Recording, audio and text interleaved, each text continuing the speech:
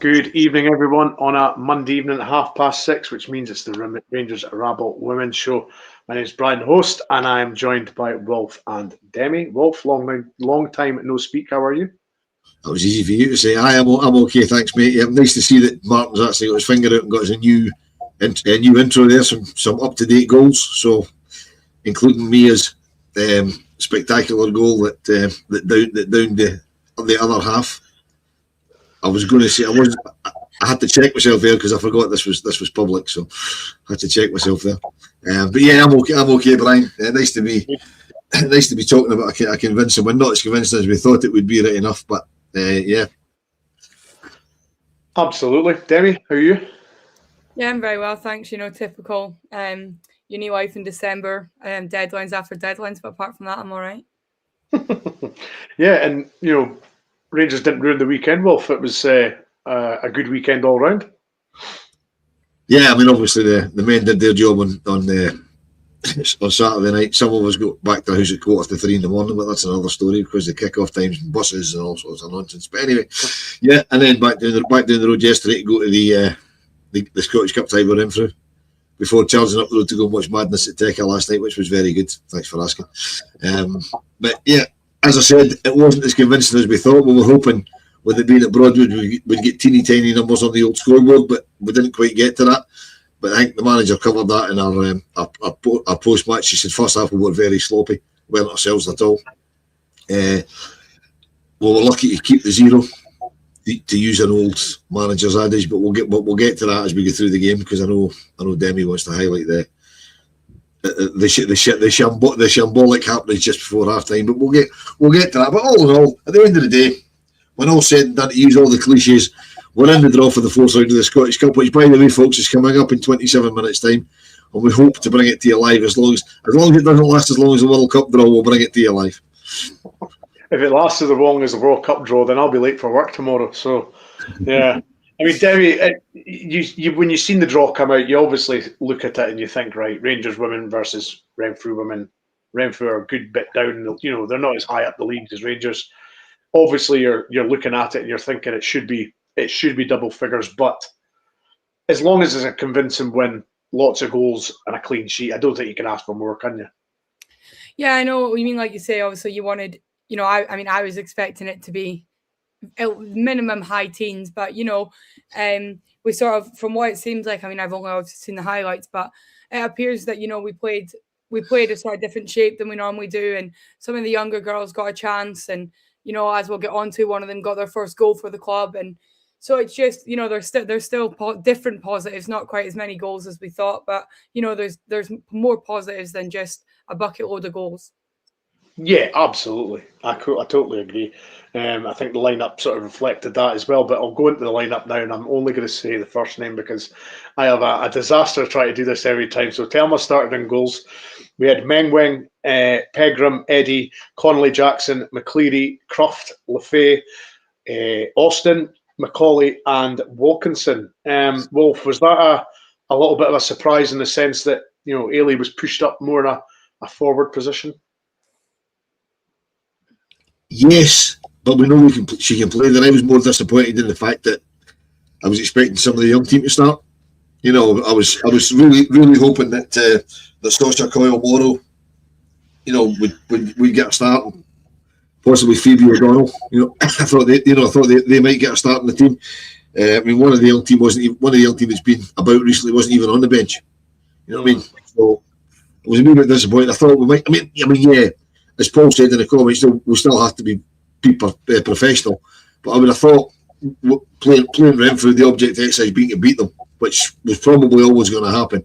I would have expected at least one or possibly two of the youngsters to start. But they did come on. They got half an hour each. They looked the part, but we'll get to that. Yeah, absolutely. I mean, was it nice to see Colin Jackson getting a start, Demi? I mean, she's obviously been brought in, and she's had sort of sub appearances here and there, but never started. So it was nice sort of for example, for her to get a start. And O'Donnell came on as a sub, Coyle Morrow came on as a sub. So again, you've got to be professional. You've got to make sure the game's won, and then it was probably a good time to bring them on when they were a good few goals ahead. At least there was no pressure on them.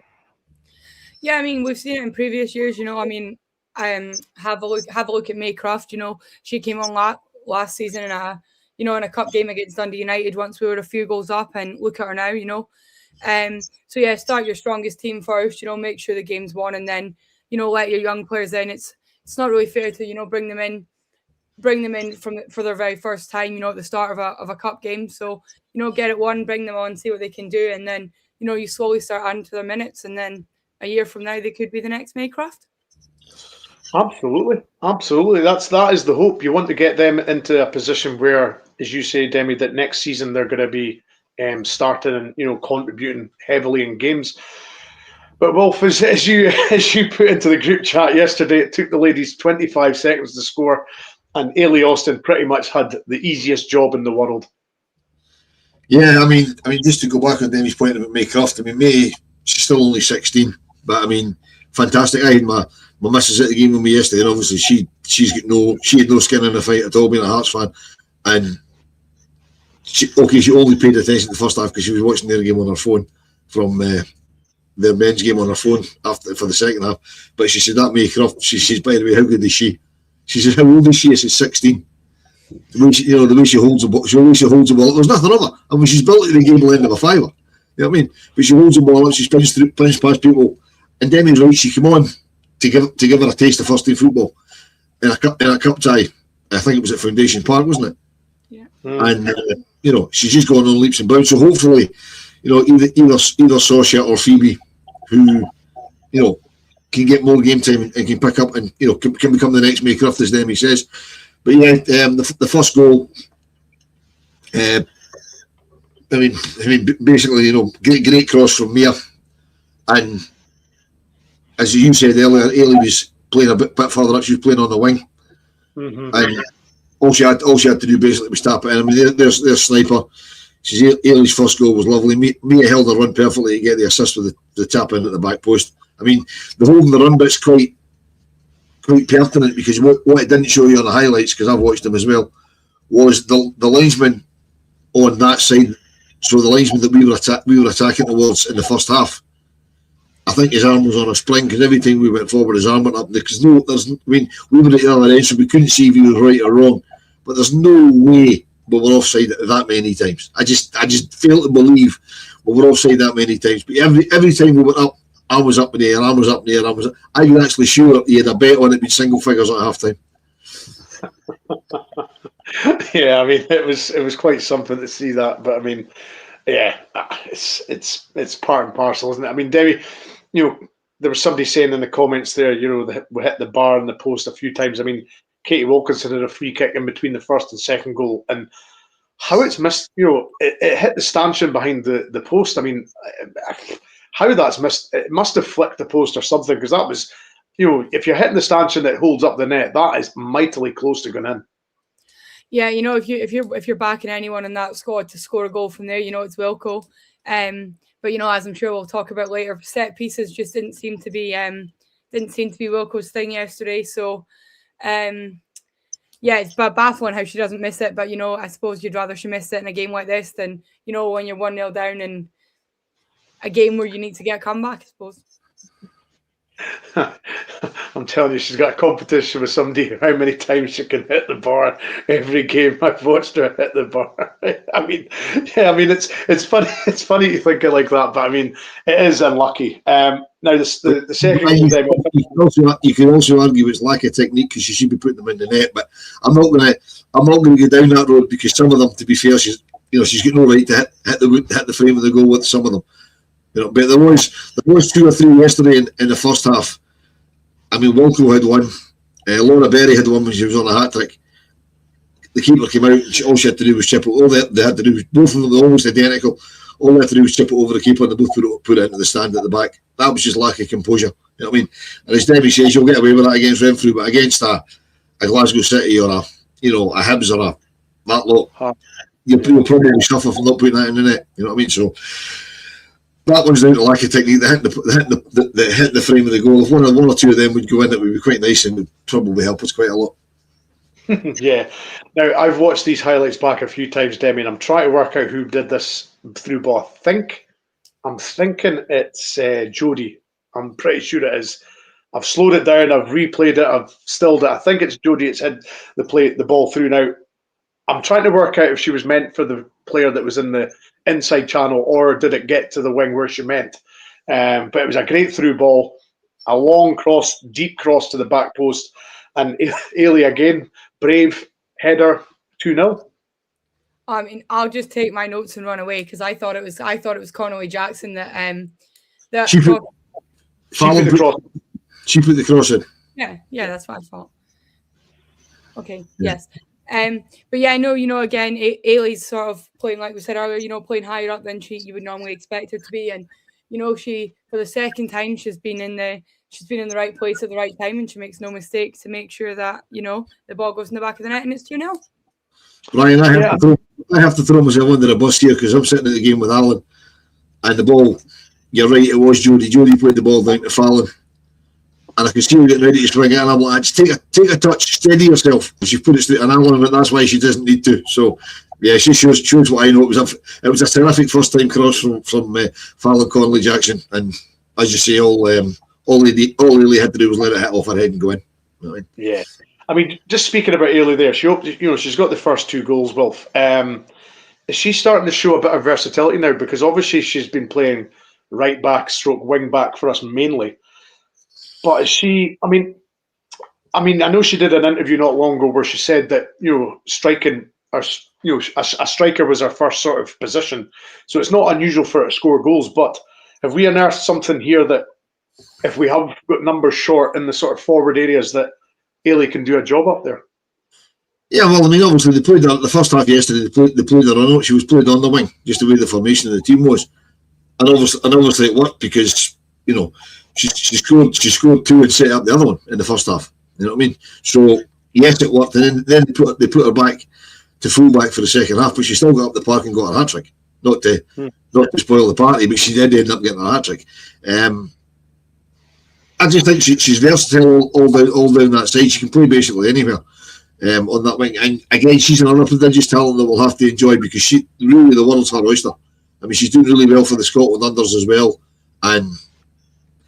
No, adding goals to the game's only going to get more eyes on her, and I just think she's very, very versatile, and she's one of these players. I think she just enjoys playing football. You know what I mean? And you can tell even in her interview, she's still quite shy. Rangers interviewed her after the game, and she's still but it's all about the team, and she knows how it works. Mm-hmm. Absolutely. Now this goal, Demi, was one of my favourites of the day. Mia got the ball, gave it to Maycroft. Maycroft controlled it beautifully and gave it to LeFay in the middle. LeFay fed it out to Ailey in the wing. First time cross into the box, and Walco does what Walco does. But I loved the build-up of that goal because it started off in the left mid, and they managed to get it in the middle of the park, get it out right, cross. I love the team aspect of that goal. Yeah, it was nice to see that, sort of even under the sort of pressure that we had there, we were able to get the ball moving here and there and get everyone involved. And once again, Ailey Austin, she's playing a lot higher forward, and the ball lands almost perfectly at Wilco's feet. It was. I don't think she could have made the pass better if she placed the ball at Wilco's feet. And when Wilco gets the ball at her feet from there, she ain't missing. No. There was a little scare, Wolf. A big, long free kick from Renfrew. Now, I'm not quite sure what Thelma was up to. She went for it, completely missed it. And of all people, Wilco cleared it off the line. I mean, that could have been embarrassing, couldn't it? Well, we're having a discussion of this before you came on as last minute Larry again. And I'm not sure if it was Wilco or Leah Eddy that cleared it off the line. Demi says she couldn't make out who it was. It was one of the two of them. I think by the way they congratulate each other, I think it was actually Leah that cleared it, but they both kind of swung a boot at it. And had it gone wrong, it would have been an own goal. They just put it in their own net. But the funny thing is, on the way into the ground, they were giving out colouring ink sheets and little packets of crayons to the kids. And I says to Carol, it's like, I'm going to take one of them for Thelma because she'll need it, because she'll have nothing to do. And then the first time the ball comes to her, Demi, I know you want to talk about this. The first time the ball comes to her, it's just an absolute shambles. Oh. I don't particularly want to talk about it. It was just an observation. But, I guess to be in her defence, she's done what we've been telling Jenna to do for the past 2-3 seasons, and that is come out for a ball. So technically, she is doing what we're asking. She just didn't do it very well. Yeah.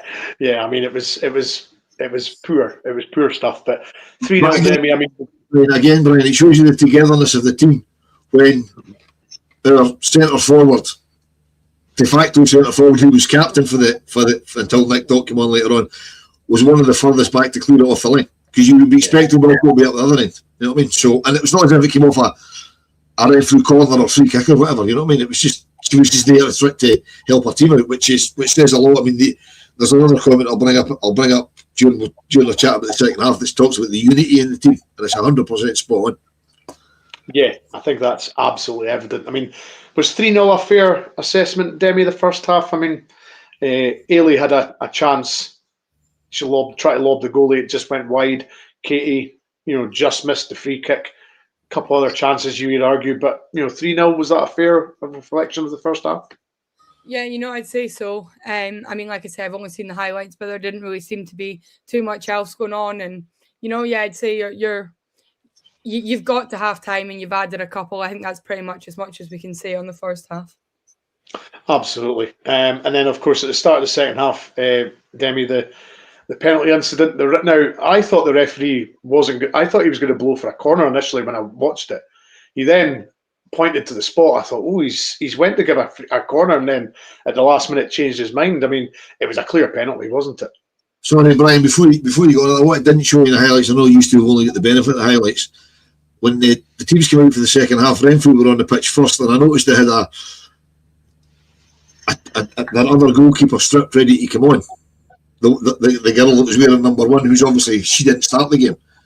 And they lined up, the Rangers came out, and they lined up with the goalie that started the game in goal. So I thought that was a bit strange. It wasn't a minute into the second half to change the goalkeeper. I've never seen that before. Why would they just change it at half time? It's not like she'd had to do anything that got herself injured.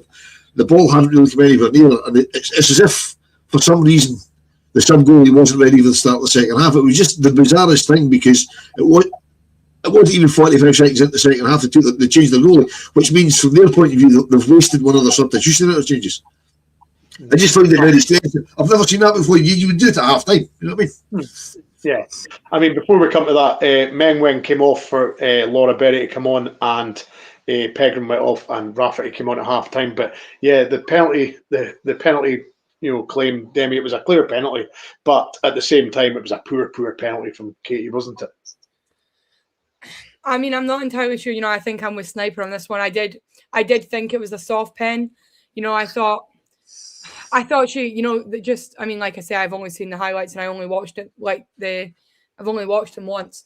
But, I thought it was, she got clipped, but, I thought it was just sort of coming together that caused it. And I thought it was a soft penalty. But yeah, like you say, it was a very, very, very poor penalty kick from Wilco.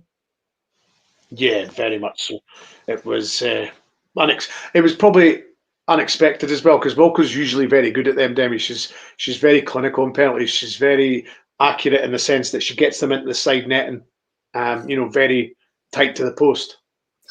Yeah, well, I wasn't actually sure, when I was watching them set up for it in the highlights, I was like, is Wilco going to take it? I mean, obviously she's your penalty taker, but you've got Ailey Austin on a hat trick, so I was actually a little bit shocked, I think, to see Wilco actually take the penalty.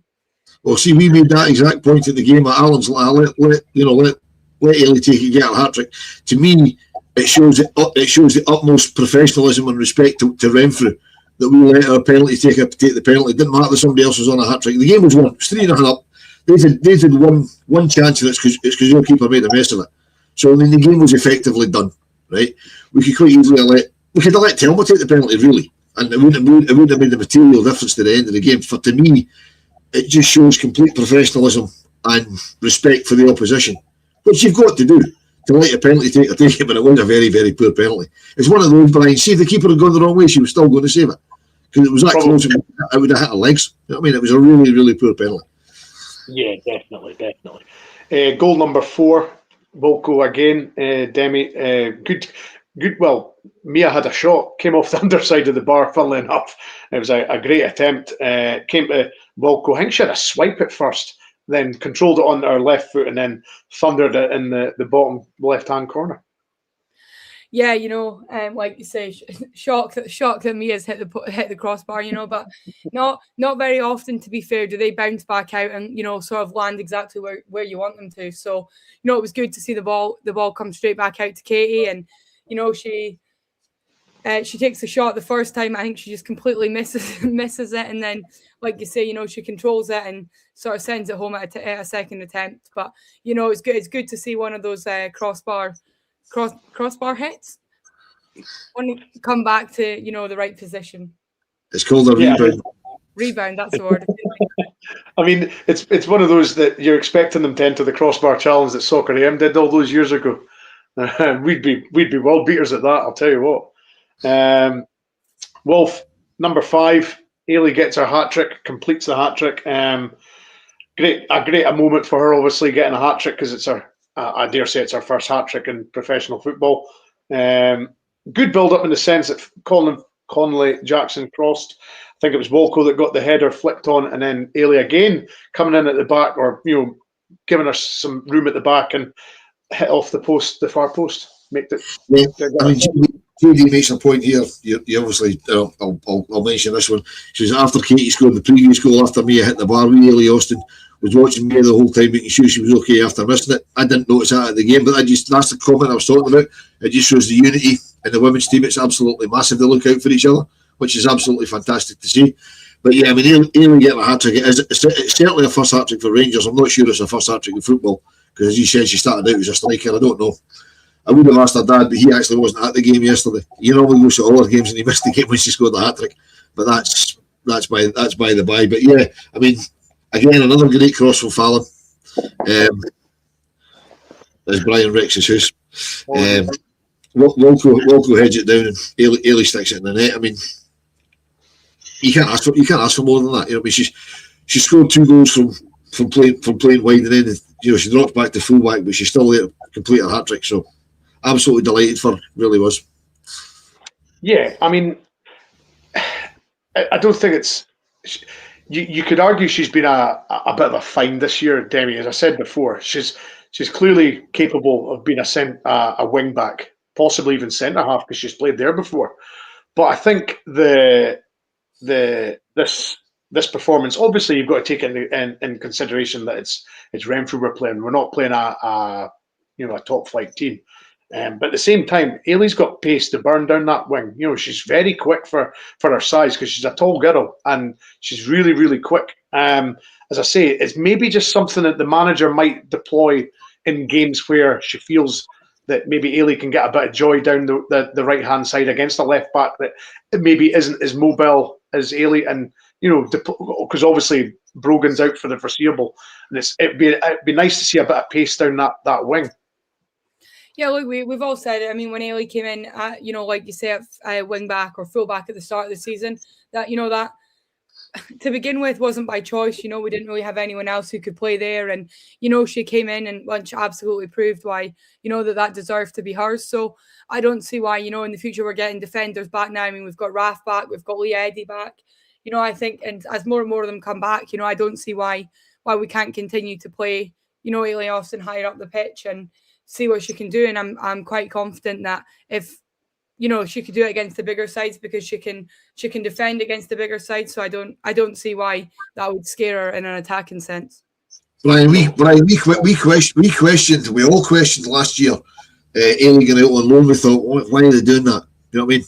But I'll tell you something, it's done her the world of good, because she's come back a far more accomplished player, far more confident in her ability, because she played regularly on a loan spell to I think it was Motherwell. You know what I mean? So again, shows what we know. Yeah, I know. We're not the ones doing the training and seeing them perform. So, yeah, absolutely. 62 minutes, 2 subs coming on. Wolf, Jodie McCleary going off, Camille Fay going off, Saoirse Coyle Morrow coming on, and Phoebe O'Donnell coming on. And then 5 minutes later, Saoirse gets her first goal. Saoirse, I believe it's pronounced. Oh, right, okay. It's not Saoirse, no? It was, I don't know, I've been told it was Saoirse, I don't know. It's not phonetic, apparently. But yeah, great to see the young team. As I said at the start, I'd have liked at least one of them to be starting the game. But nice to see the young team involved in the goal. Great cross in from Phoebe, who, by the way, she looked really lively when she came on for the half hour she was on the pitch. She looked really, really lively down the right-hand side. She was right in front of us where we sit at Broadwood. She was right in front of us. She was always on her toes, always looking for the ball, always creating space. And I mean, this was just a lovely cross into the corridor of uncertainty, as they like to call it, headed out. And for a first professional goal, that was a great finish by Saoirse. It really was. I mean, Demi, when you look at it, the technique that she used to keep the ball down, because obviously with that technique, it's very difficult. Getting the ball flight just perfect. I mean, that was top bin stuff, wasn't it? Yeah, I mean, I think any player would be proud of that, but particularly for your first, as Dad says, your first senior professional goal, I think, that would have made it that bit special for her. Absolutely. Now, Wilf, this next goal, number 7, I mean, to say this was a calamity from the Renfrew defence was putting it mildly. Tried a short goal kick, pressurised straight away. Laura Berry clattered with the goalkeeper. It came to Katie Wilkinson, and Katie had the easiest job, although the defender nearly stopped it going in. Yeah, but it just shows you, hopefully we'll learn from that for games in the league. It just shows you when you actually press a goalkeeper what can happen. Because the goalkeeper's under no pressure. We press the goal. Laura presses the goalkeeper, and she panics. The ball ends up with all corners in the net. Now, most times we just stand off teams and go, okay, just pass it out, pass it across the back. That's fine, because that's what all teams do these days. It just shows you that even at 6-0 up, we're pressing the keeper. And yeah, okay, it's a lower level keeper because obviously Renfrew are sort of 3 or 4 divisions below us, but hopefully it's something that we'll remember when we're back to league business on Sunday and beyond that, because goalkeepers generally aren't very good with the ball at their feet. I mean, they generally don't like it. You know what I mean? And put them under pressure, that's what happens. Because what happens is the keeper gets rid of it in a hurry, and then the defender panics because they're not expecting it. The ball breaks loose and somebody scores. So, hopefully that'll be the first of a few like that.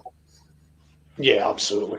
And the aforementioned Laura Berry finished off the scoring. Demi, good cross from Mia, and Laura Berry, tell you what, she stretched her neck to get to that ball, because that was a really difficult header, and she got it into the far corner. It was a really good header. Yeah, sorry. As you say, good good header in from Laura, and given that she had gone down just before the last goal, she had taken a sore one. It was good to see her back up and getting goals. And I think Laura was another one that sort of last season when she was on loan, we all similarly to Ailey, we were like, why is she gone? In the first half of the season, she came back in the latter half. We really didn't see her much, and I think recently even the start of this season, she struggled a bit to get those goals. But I think that they're slowly coming to her again now, and hopefully she'll just build on it.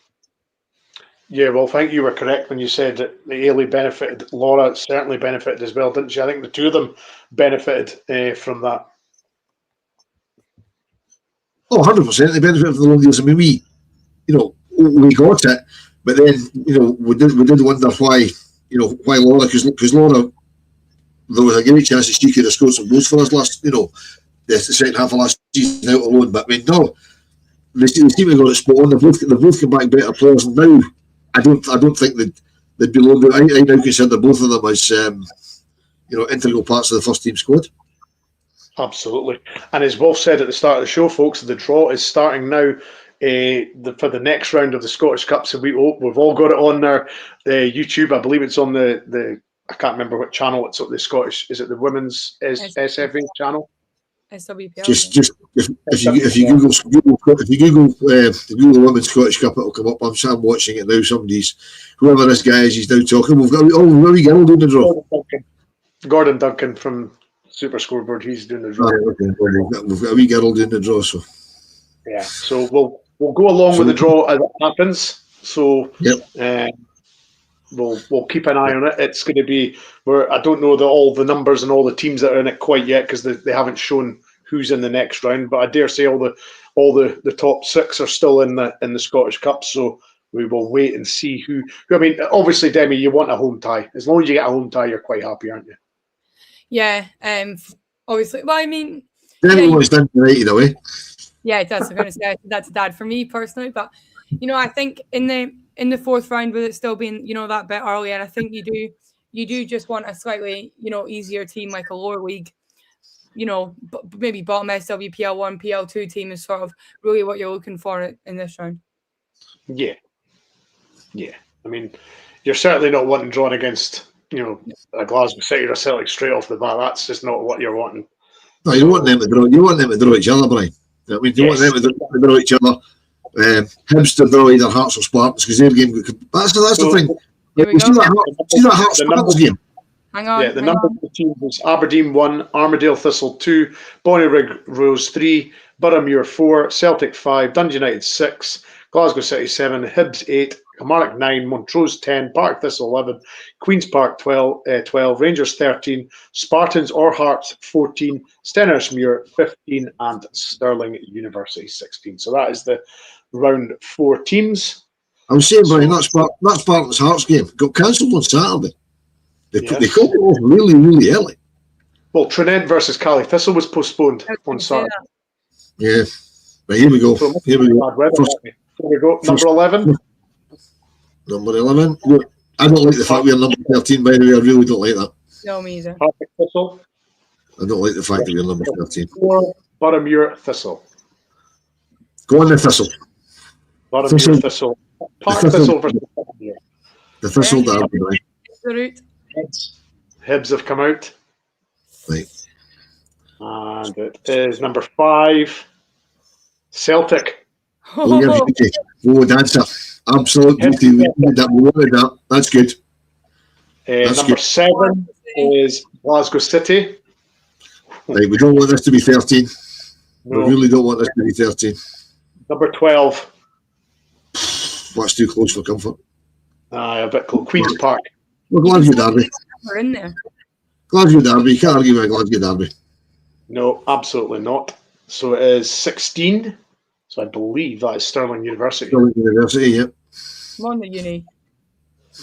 And Rangers. No, that's Hey, we're home. Yep, so we are. Rangers are home. The hot ball's out, Rangers are at home.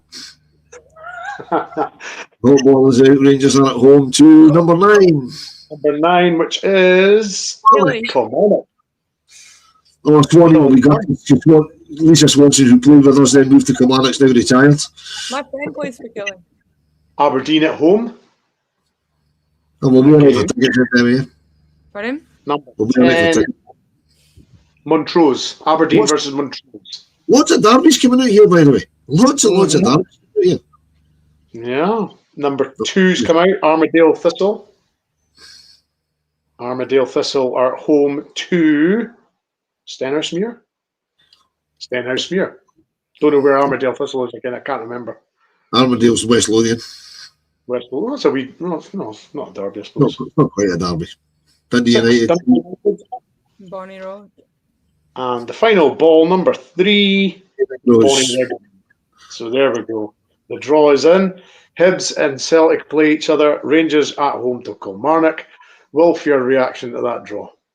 Happy with that. I would have preferred Glasgow City to get somebody a bit tougher than Queen's Park, but I mean, you can't argue. One of the teams that would be at least favourites to get at least the quarter-final, the semi-finals is at least going out because Hibs are sick. You've got to say the favourites to get to the semi-finals would probably be us, Glasgow City, Hibs, and Celtic because that's like the top 4 in the league. So one of them's going out. So that works for me. And you know something, see when you go right now, I'm not sure which one of them I want to go out. I never ever want Celtic to win anything. I don't want Celtic to win a coin toss. But I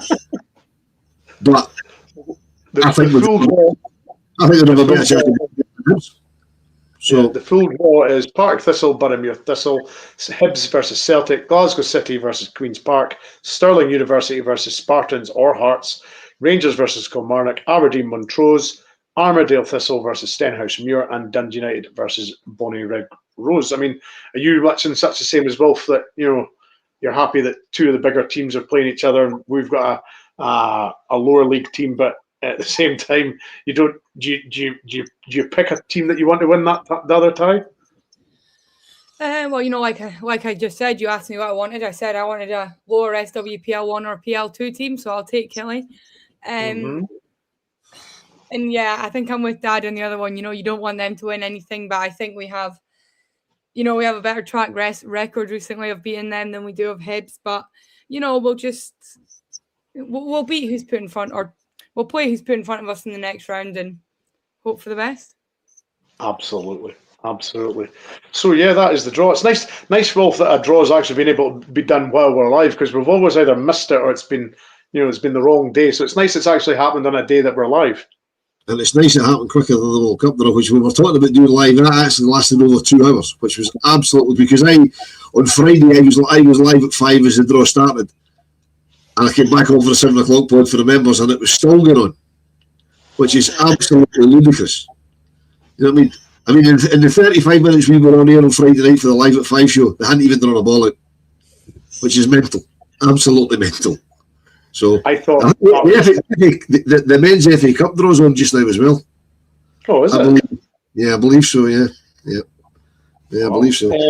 So the fixtures for next weekend: Glasgow City versus Hamilton, Montrose versus Hibs, Celtic versus Aberdeen, Motherwell versus Hearts, and Rangers at home to Partick Thistle. I believe Rangers is the television game. If anybody is not going to the game or can't make it through work reasons, Rangers are playing at 4:10, which usually indicates, Demi, that's the television game. I mean, I think from first glance at that fixtures, I think the obvious teams are going to win all 6, aren't they? Yes. And yeah, Wolf. I mean, there's no debate. I mean, Glasgow City, Hibs, Celtic, Hearts, and Rangers. You can just put that in your coupon right now. I wouldn't be so presumptuous. As long as Rangers win, that's the main thing. I wasn't really listening when you read out the fixture, so I don't really know who everybody else is playing. Sorry, I was doing other things. But see, as long as Rangers keep winning games of football, we'll be okay. I think we'll be okay. So, I mean, most weeks, unless they're playing each other, the top 5 are probably going to win. Yes. Unfortunately, that's the nature of the league. Although it's getting closer because the smaller part-time teams, if you like, they're getting better. The coaches are getting better, and that's what makes an awful difference. Is the quality of the coaches. I mean, for me, of the other teams, Aberdeen have been quite disappointing this season because they've got a guy who, in Scott Booth, he's coached at Glasgow City. He knows what he's talking. He apparently knows what he's talking about in the women's game. But Aberdeen's been quite disappointing. They've had a couple of kind of shock, what we call shock defeats. But yeah, normally speaking, as everybody watching this will know, normally speaking, us, them, City, Hibs, and Hearts will win unless they're playing each other. Yeah. I mean, Demi, Rangers Partick Thistle at home. So is that a Rangers win for you? Oh yes. I think it's going to be Rangers 4, Partick Thistle 0. Wolf, Rangers what and Partick Thistle 0? I'll go for Rangers 7, Partick Thistle 7. Yeah. I'll go in between you. I'll say 6. I'll go 6-0. First scorer, Laura Berry. Jamie? Mia Macaulay. Wolf? Shinji Kim. That's a great shout. Was it interesting that the new signings didn't play at the weekend, Demi? Shinji and the other one, that name escapes me. Well, it did because Lee Ming Wen started. She got hooked at half time, so she did start. Saboja, she didn't play either. So was that an indication of maybe not wanting them to play in a game that they'd already won? and give the youngsters a go? Yeah, I think especially when you look, Nick Dock didn't start the game. She's your captain, and she's on the bench. So I think it's just a case of sort of resting them and letting other people come in and have minutes. Especially with, I can't speak for Quinty, but especially for Shinji, who prior to us didn't really play a lot of minutes at sort of senior level, as we spoke about when we first signed her. So you can't expect her, to come in and run your midfield week in, week out. So give her a rest when you're unlikely to need her.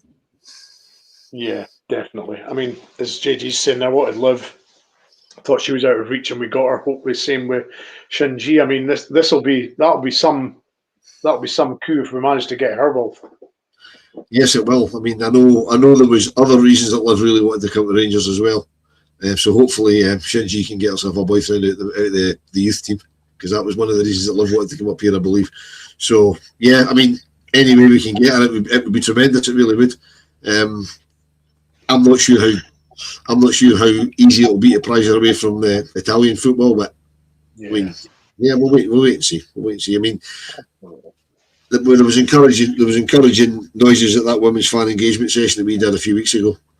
That they will be bringing people in. So, and on that subject, at least we know they listen to us, because we dug Donald Gillies up about the fact that they never tell us the crowd, and they actually announced the crowd at Broadwood yesterday. Yeah, good. Did you feel it was worth it? Well, more at the point, Wolf. Was it something that you felt as though when you walked away from it, you thought, right, we've been heard? As long as they act on it. I mean, Alan Brown of this parish is currently at the training centre for a question and answer with the manager. It was a major question and answer. Like, I missed the invitation thing coming out, but I couldn't have gone anyway, because it's the training centre at 6 o'clock on the Mondays. A no for me, because it's just the wrong side of Glasgow and it's miles away, and I'm away on a field trip to Hungary this week as well. So you know what I mean. It's one of them. So can't do everything. But I know that's why Alan's not with us tonight. He's at the training centre speaking to Leanne. So they're at least engaging with the support, and they are acting on it. Even the very fact that they announced the crowd, they're acting on it.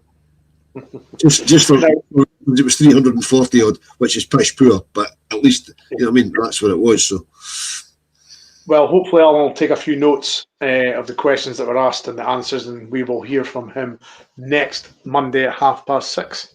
Well, on the subject of next Monday at 6:30, you need to bear with us, folks. That might be a wee bit of a shambolic show, given that we're all going to be at Ibrox or en route to Ibrox for the Hibs game for the men. But we will have a show of some description out. Oh, Demi's got her hand up. Sorry, just before you speak about next week, Alan, was it you that asked when the game's getting played? Dad, you'll be absolutely delighted to know that there's a fixture clash. When? For the next round of the Scottish Cup. It's on the 11th of January, we're up at the men are at Pittodrie. So that's another fixture clash. Yeah, but the Pittodrie game might move. Yeah, they could move that to Sunday. That game is on Sunday. Is that the one that's been rearranged though? No, that's the Ibrox one, is it not? The Ibrox one's been rearranged. So the problem with that, if it's already on the Sunday, it won't move from the Sunday. But is that game not on the telly? It was moved already. Yeah, probably. So but I mean, fixture clash. There's not really what you can do about that. That's something else we talked to Donald about at that fan engagement session, and it's difficult. It really is difficult for them. But hopefully they'll come home. But anyway, next Monday there will be something out, guys. But what sort of shape or form it's going to be, I've got no idea, because Brian will be drunk. No, I'll be working on the Tuesday, so I'll be behaving. All right, okay. So Brian will be tired. Demi might be drunk. Why me? At least 4 out of the 5 of us that are regulars on this will be at or on the way to Ibrox, but we will try and get something out. I'll try and get somebody else to push the buttons in the background. So, Mark, if you're watching this, we need you next Monday night at 6:30. You'll be doing the business for us. But we will be back then to talk about the game with Partick Thistle on Sunday at Broadwood at 4:10 kick-off. As Brian rightly says, live on BBC Alba, if you can't get along to it. Absolutely, but we prefer if you could get along. It's a great, good day out for the little ones, as Demi and Wolf have always says. It's a good way to introduce the youngsters to a Rangers game. The women's game's a nice, relaxed atmosphere, very friendly. And the players come and speak to them as well. So that's one thing that makes it a little bit more intimate as well. So that the players actually come over and speak to the youngsters that have been there and supporting them, and they sign autographs. So it's a really good experience for the youngsters. So if you have got a little one that wants to go, get along to Broadwood on Sunday. But thanks to Will. I take my little one along as often as I can. Absolutely. Thank you, Wilf. Cheers, Brian. Absolutely. Thank you, Demi. No worries. Cheers, Brian. Thank you very much. And as I say, we are live back again at 7:30 with the Members Pod. We are then back live again at 9 o'clock for the Rabble Wrestling. So if that is your gig, get involved. But thank you very much for watching, and we'll speak very, very soon.